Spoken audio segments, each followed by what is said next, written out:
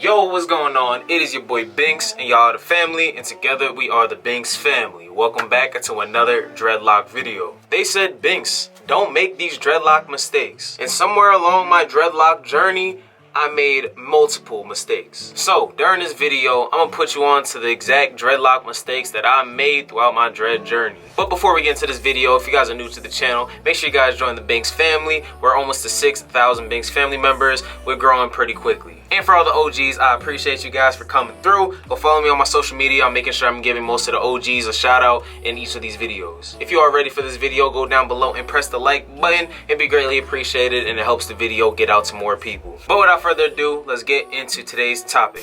Alright, now before I became who you guys know me as today, I was just a regular dude trying to start off my dreadlocks. Now what does somebody do when they're trying to start dreadlocks or want to learn more about them? They go on YouTube and search up how to get dreadlocks and how to maintain them. Before I educated myself, I learned a lot of dread stuff from videos, and basically a lot of people were telling me exactly what not to do with my dreadlocks when I'm starting them. I'll listen to probably like 50% of the tips that they gave me, but the other 50%, I really didn't take them into consideration, which caused me to have some mistakes. So with that, I'm going to tell you some of the mistakes that I made. Now, the number one mistake I made in my dread journey is getting dreads. If you guys don't know, I started my dreadlocks by myself. I decided to do my own little twist and try to see where it was going to go from there. And the thing about that is I never really thought of the long run of having dreads. So when I twisted my hair, I made my dreads a little bit too skinny. As you guys see, this is the first month of me twisting my dreadlocks. You see how skinny they are? Like, if I could show you what my dreadlocks look like now, they are way thicker than what they were back then. I could actually show you guys how small my dreadlocks were right now. You guys can see the ends of my dreadlocks. That's how small I decided to twist them.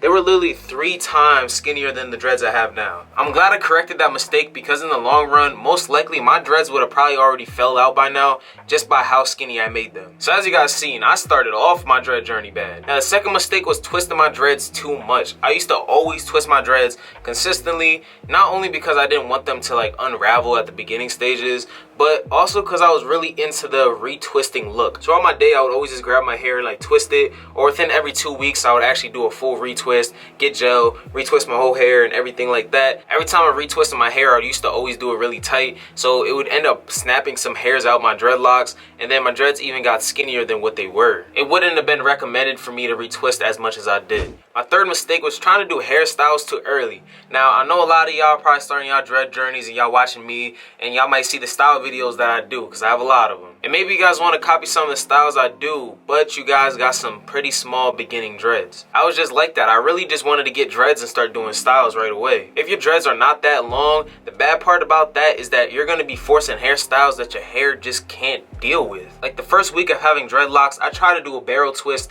right away. It was putting a lot of tension on my hair. I was always pulling my hair really tight just to try to force it into the hairstyle. One of my dreads ended up falling out, and it created like a bald spot like right here on my head. So I just had to connect all the other thinning dreads out just to try to make one strong, sturdy dread. If I kept going at that rate in my beginning stages, most likely most of my dreads would have fallen out and I would have gave up on the style. Number 4, I used to put too many products in my dreadlocks. I used to have like 5 different products that I would just try to put inside my dreadlocks, because I was thinking the more the better, but in reality it just created a lot of buildup. I just had a whole bunch of different oils that I would just throw in my hair. Every other week I would go buy a new product and try to put it in my hair to hopefully make some crazy formula of mixing all this stuff together, and maybe my dreads will grow faster. I would say stick to only like 3 products. Don't be going crazy. Don't be going to buy freaking mad oils and a whole bunch of stuff that you just see and you think that it's gonna help you. Be humble on how much stuff that you put in your hair. Talking about putting stuff in your hair, number 5,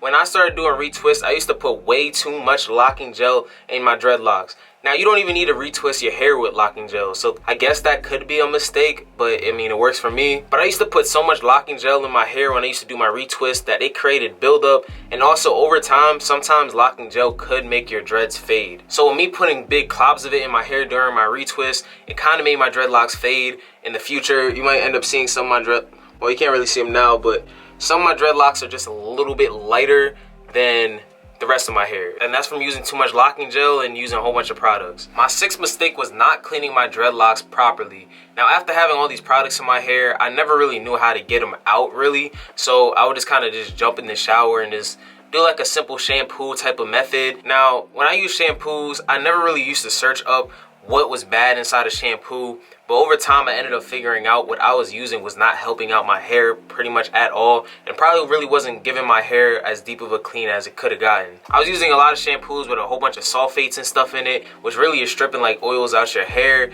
and your dreads are already pretty much dry, right? When you're locking up your hair, it kind of has to have a little bit of a dry state for it to actually lock up. And using that shampoo was making my hair even drier than what it already was. I would say make sure you guys look at the back of the bottle, read everything that's inside of your dreadlocks, and do research on pretty much each chemical or each ingredient that's inside of what you're using. And also once in a while, to make sure your dreads stay clean and don't stink, you got to make sure you guys do like apple cider vinegar hair washes, just so you can get most of the deep dirt outside of your dreadlocks. Because even though you might shampoo and condition your hair, you actually are not getting every single thing out your dreadlocks. You need to do deep cleans. That was a mistake because I didn't do my first deep clean until like a year into my dreadlock journey. And if you guys seen that video, because it might still be up, the water after I washed my hair was straight brown and black. It was horrible. Make sure you guys clean your dreadlocks. My seventh mistake, I kind of actually have to work on it still, and that's making sure you guys are sleeping properly with your dreadlocks. Like, try to put something on your head, like a silk rag or something, or don't really use too thick of like fabrics like cotton and put that on your head. You don't want nothing that's gonna absorb the oils in your hair. So it's really good to keep your hair protected when you're sleeping. And those are pretty much the only mistakes I really made in my dreadlocks.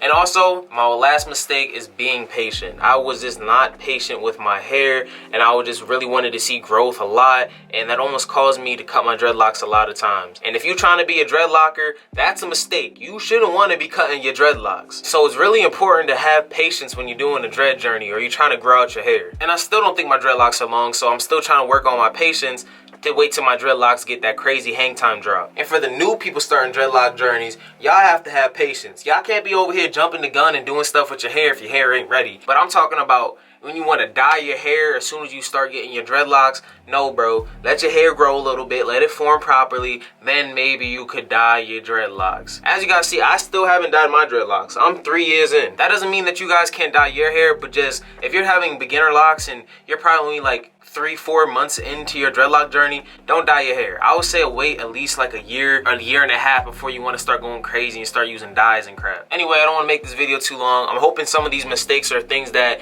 you haven't done yet, or you've done and you realize that you're not the only one that did them, because I did them too. But the goal is to help out new people when it comes to dreadlocks, and maybe some OGs that just don't realize things that they be doing. So if I helped you out in any way, shape, or form, if you haven't already, leave a like down below on the motherfucking video. If you do, you do. If you don't, you don't. I mean, it is what it is. I appreciate you guys for coming this far in the video. If you guys don't follow me already, which you guys should, make sure you guys go to my social media and follow your boy. Hit me up for any video requests or whatever, or just go see what's going on in my daily life when I'm not posting on YouTube. And that's gonna wrap it up for the video, man. Make sure you guys go over to the motherfucking sidebar and go see if you see any of my videos over there. Thanks, family. I hope you have a good rest of your day, evening, or night, whenever you're watching this. I'll catch you in the next video.